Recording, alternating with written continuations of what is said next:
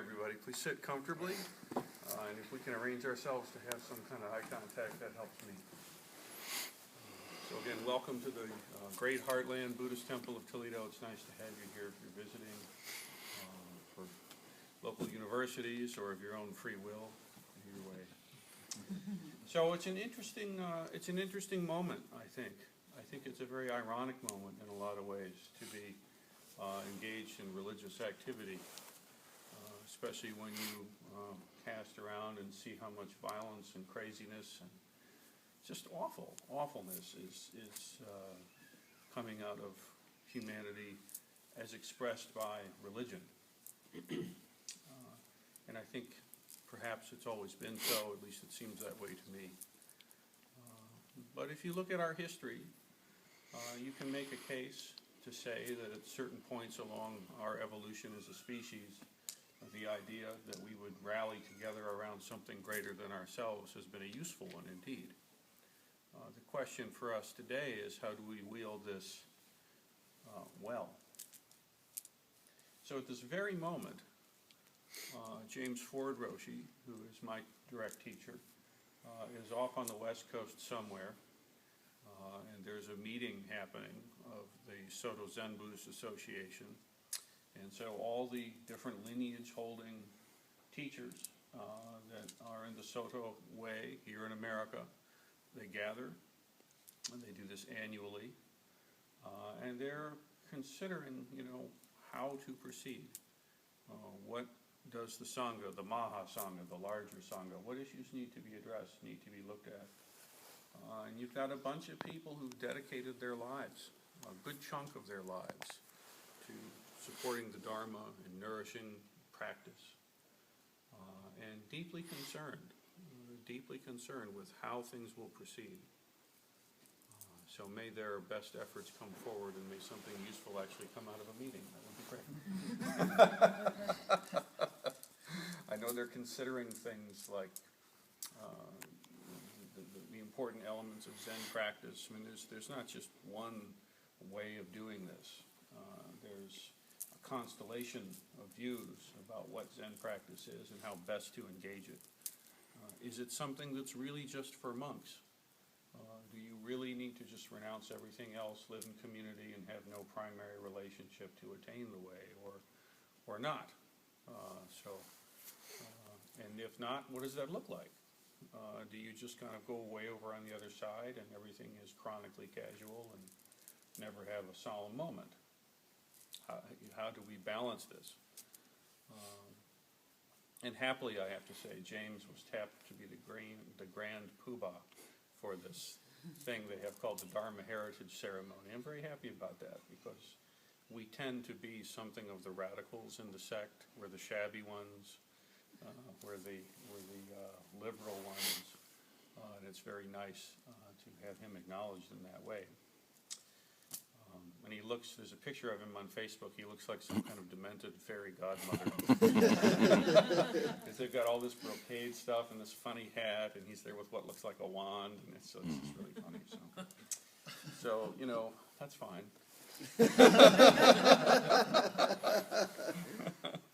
What is it with religions and pointy hats? I don't know.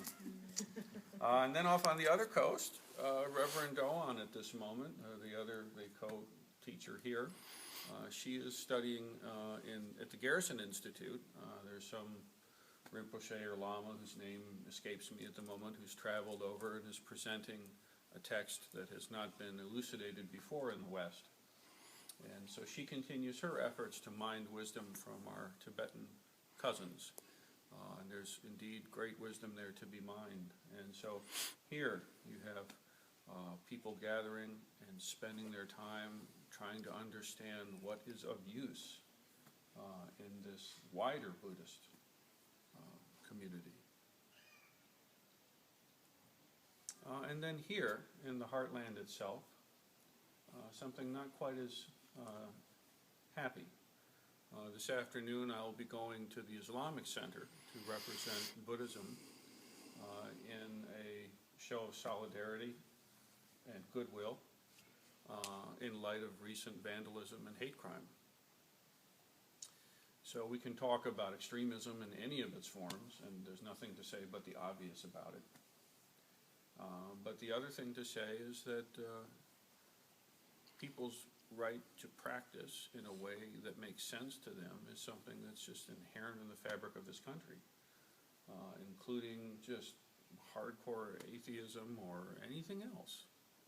And so it's very, very consoling for the Islamic community to realize that the Buddhist community in this area is with them in some way, in support of freedom to practice in a way that makes sense. And then, of course, we always hope that this would be the last one. And of course, it never is. So the question becomes, what is it about religion that is so divisive and that it asserts to be so healing at the same time? It's really an interesting thing to me, especially as I'm not 20 years old anymore and I keep noticing things and how these cycles keep repeating. It's fascinating. And then to be right in the middle of it, here we are, you crazy people. You could be sleeping in, you could be watching cartoons, you could be doing all kinds of stuff, and you come to this converted warehouse to sit still with flies buzzing around the room. What's up with that? How come? Some of you are forced for academic reasons, I understand. So you've got a reason, that's fine. But the rest of us, or maybe you too, maybe you as well, maybe you're in that class for some kind of reason, right? But there's some deep felt sense that can see beyond simply projecting a big human face up on the sky, that knows there's something going on, but it's not that as such. And yet there is something. There is some kind of a deep reality, some kind of a mystery to our experience that aches to be met, to be expressed, and to be developed, to be realized.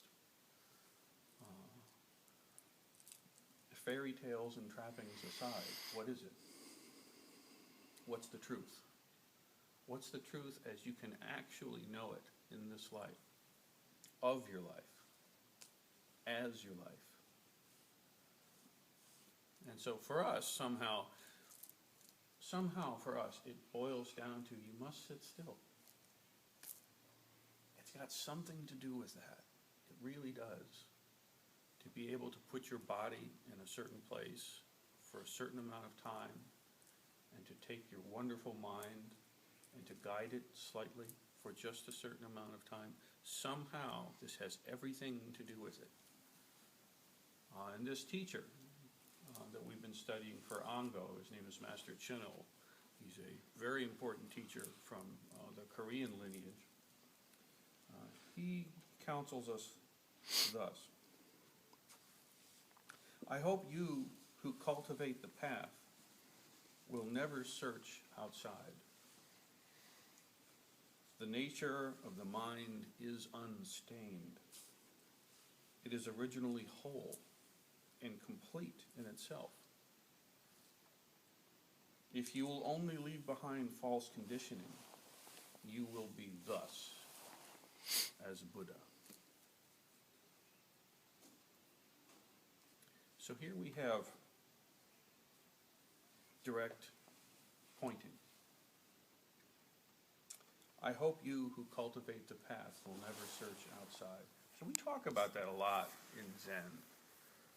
In Zen we talk about the path, we talk about the way. This is part of the fact that Zen is the love child of Taoism and Indian Buddhism. The Taoist way, speaking about the Tao and the way. This is something of it's in our blood, this path. You are the path. Let's get clear about that. The path is not some correct way of moving through things. The path is you. You are the path. You are the great way. But what does it mean to realize that?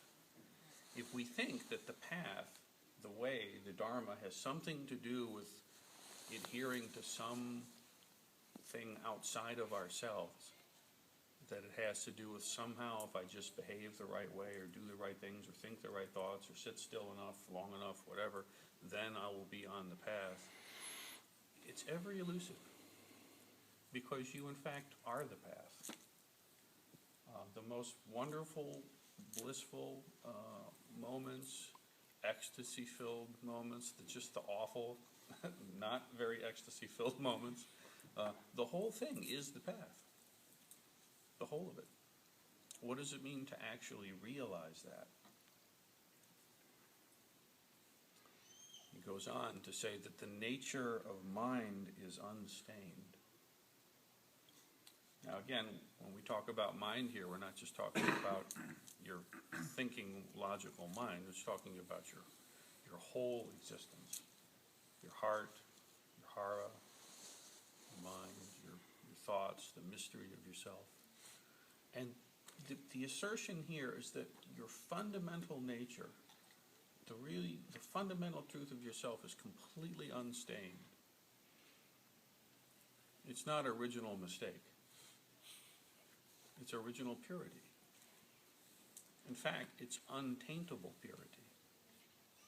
Even in your most screwed up moments, still your nature is unstained. And when we become still enough to see ourselves, there's something of that we see. You can learn to trust it. Really live from that. And yes, we make mistakes, we say the wrong thing, we make bad calls, of course. It's included.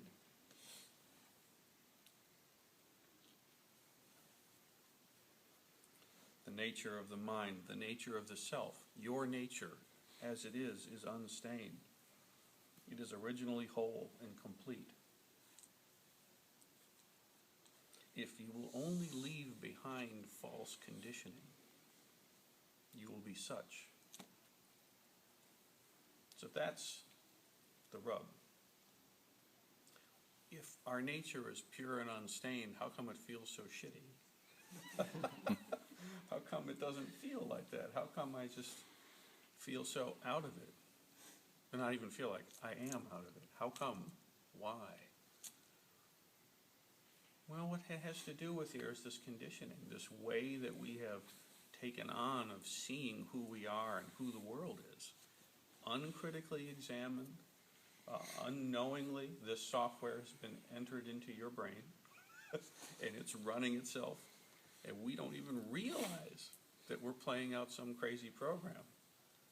Unless maybe we notice ourselves acting a little bit too much like Dad.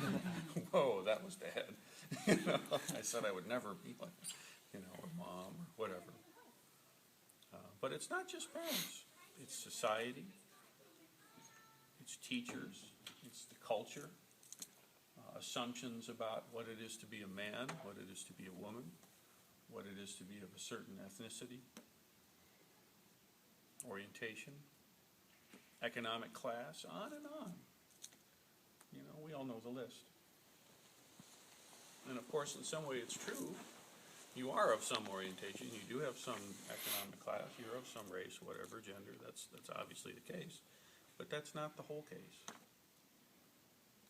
What is it like to live without the lens of unexamined conditioning?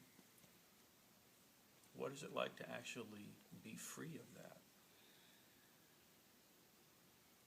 It's kind of a question that it's almost like, it's like trying to talk about the air. It's like, what? What is that? What would that mean? But the fact is that we all have moments of unconditioned experience where the sound of the train is heard just as sound. Not, oh, stupid train getting in my way, distracting me, it's going to mess up the recording, why is it doing like that, oh, it's here, it's louder. Not the story. The narrative is fine, but there's a way to just hear, to just feel. And in that feeling and in that hearing, there's no gap. There's no separation. It's not me hearing that train over there. That's fine. That's a dualistic view. There's just the sound itself. This experience where the sound and the hearer are not two.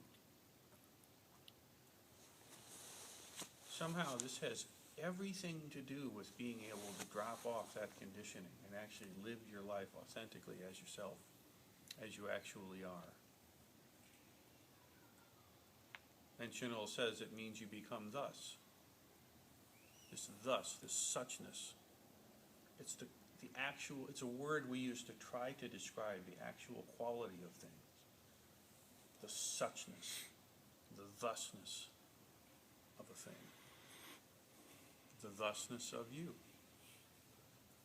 Could be a song title. The thusness of you. Maybe I'll make some kind of a funny tune. That would be nice. But it's an interesting thing because when you talk about becoming a Buddha, it means becoming as you actually are. And this quality of what that is has to do with beingness. And it's the funniest thing, because when you kind of tune into this, you encounter it all the time. And you realize that actually you've encountered it all the time anyway. It just somehow was unnoticed.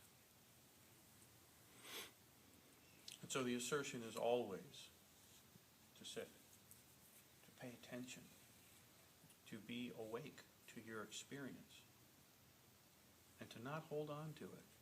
That experience will change. To be at home in that.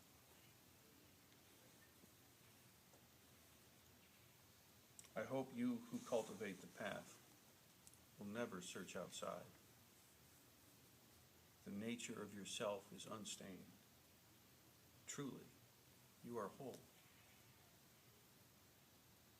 If you will only drop the conditioning, you'll become thus, like Buddha, as truly you have always been.